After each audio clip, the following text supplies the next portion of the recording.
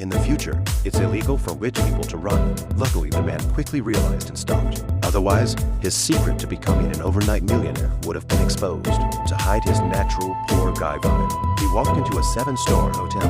Without a word, he booked the next presidential suite. But strangely, the front desk didn't ask for any money. They just scanned his wrist with a device and handed him the keycard.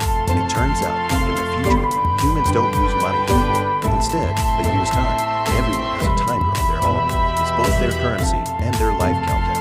Once the timer hits 0, the person dies instantly. On the flip side, if the timer stays full, they live forever.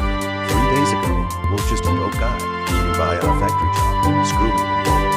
The time he earned barely lasted him through the next day, and the company kept cutting his overtime pay. Will was pissed but couldn't speak up, until one night, he met a middle-aged man at a bar, and that's when fate started to turn. The man had 100 years on his timer, but being too flashy, he attracted the wrong kind of attention. Will kindly warned him, but the rich guy didn't seem to care.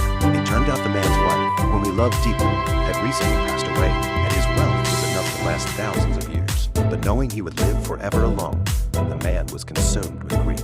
So he planned to end his life in the slums. Will, feeling deeply sympathetic, listened to his story.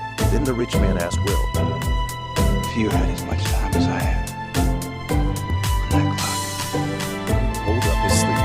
He said he wouldn't waste a second. Maybe because he felt like he was wasting someone else's precious treasure. The rich man just silently stared at him without saying a word. The next morning, Will woke up and, as usual, checked the time.